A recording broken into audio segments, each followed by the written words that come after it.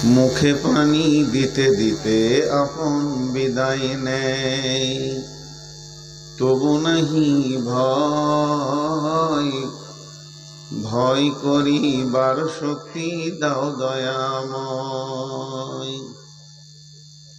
কারো পিতা, কারো মাতা, কারো স্ত্রী জন, কাহারো সাদের পাতিনি তাজিল জীবন। হাতে ধরে রাখি গোরে তবু নাহি ভয় ভয় করিবার শক্তি দাও দয়াময়।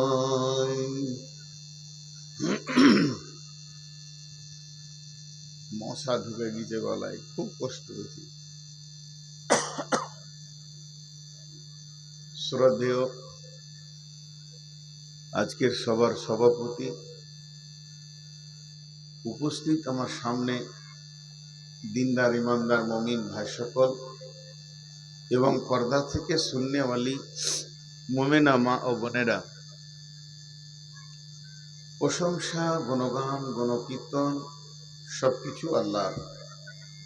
আল্লাহ যে আজকে আমাদেরকে এখানে হাজির করেছেন সেটাও তার প্রশংসা,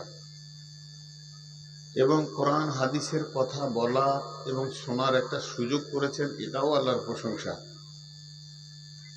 আমরা যে এখানে আসতে পেরেছি এর জন্য একবার আল্লাহর কাছে শুকরিয়া আদায় করি, তার গোলাম হিসেবে একবার মুখটা খুলে বলি আলহামদুলিল্লাহ।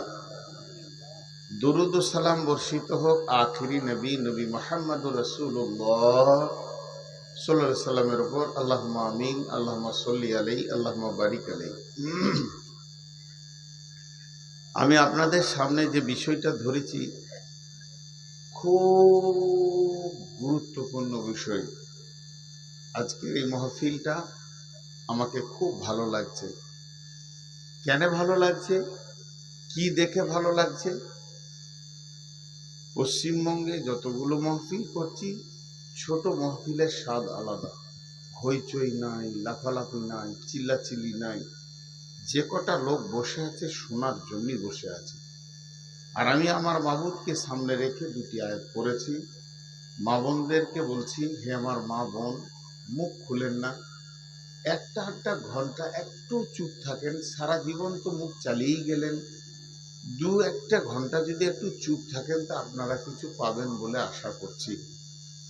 আমি আমার বক্তব্যের প্রারম্ভে এই দু একটা কথা বলে নিলাম। যারা আসবেন বসে যাবেন, আর এসে যদি কেউ আপনার কাছে দাঁড়ায়, যারা সাইডে আছেন বলবেন বস। আর যার মোবাইলের পেছনে লাইট জ্বলছে ও বন্ধ করো, তুমি রেকর্ড বন্ধ করো, না হলে লাইট বন্ধ করো। মোবাইলের পেছনে লাইট নিলে আমার মাথা ব্যথা করে। এখন আমি আল্লাহকে সামনে রেখে শুরু করছি। যদি আমার মাবুদ আমাকে তৌফিক দেন তো ঠিক মতো আপনাদেরকে তফসির করে শোনাবো। একটা হচ্ছে পাস আর একটা হচ্ছে ফেল। ফেল মানে বেজ্জতি, পাস মানে ইজ্জত। একটা পাস একটা ফেল, এটা আপনাদের ঝাড়খণ্ডের ভাষায় বলবে কামিয়াব আর নাকাম। পাস ফেলও বলে হিন্দিতে। তো আমি কামিয়াব ও নাকাম, ই পাস ও ফেল। একটা উত্তোলন একটা অবতরণ। পাস করলে উত্তোলন হয়। 10 ক্লাসে ছিল 11 উঠবে, 12 উঠবে, 13 উঠবে, ওপর দিকে উঠবে। ফেল পড়লে তো বেজ্জতি হয়ে যাবে। তাহলে আমরা এখানে যতগুলো পুরুষ বসে আছি, সাকসেস না নন সাকসেস? আমরা কি কামিয়াব? কেউ খবর দিয়েছে আমাদেরকে? অথচ নিশ্চিন্তে বসে আছি। আমি কামিয়াব হব কি হব না এটা ক্লিয়ার নাই, গোলতাল লেগে আছে, উলঝান হয়ে আছে, কনফিউশন হয়ে আছে, তারপরও নিশ্চিন্তে বসে আছে। কিন্তু সাধারণ একটা কথা বলছি, যে দুনিয়াতে আপনি মরে যাবেন, শেষ কথা আপনার ঠিকানা লয়, এটা ইমানদাররা যত বিশ্বাস করে, বেঈমানরাও বিশ্বাস করে, নাস্তিকেরাও বিশ্বাস করে যে মরে যেতে হবে, দুনিয়াতে থাকবো না, হাড় হাড্ডি থাকবে না, পচে শেষ হয়ে যাবে। নাস্তিকরা আমাদের সাথে একমত, মওত পর্যন্ত একমত, মওতের পরে আর একটা জীবন আছে, নাস্তিকরা মানে না। তো এই পৃথিবীতে একটা সামান্য চাপ এসেছে। চাপ কি? SIR, এর ফুল ফর্ম আমি জানি না, এটা করতে হবে SIR। তো মানুষ পেরেশান, আমারটা হলো কিনা, আমারটা ঠিক আছে কিনা, আমারটা গোলমাল হয়ে গেছে না, এই নিয়ে চিন্তা। কিন্তু যেখানে চিরদিন থাকতে হবে সেইখানটা ঠিক আছে না, একটা সেকেন্ড চিন্তা করে দিন, একটা সেকেন্ড, জি, একটা সেকেন্ড।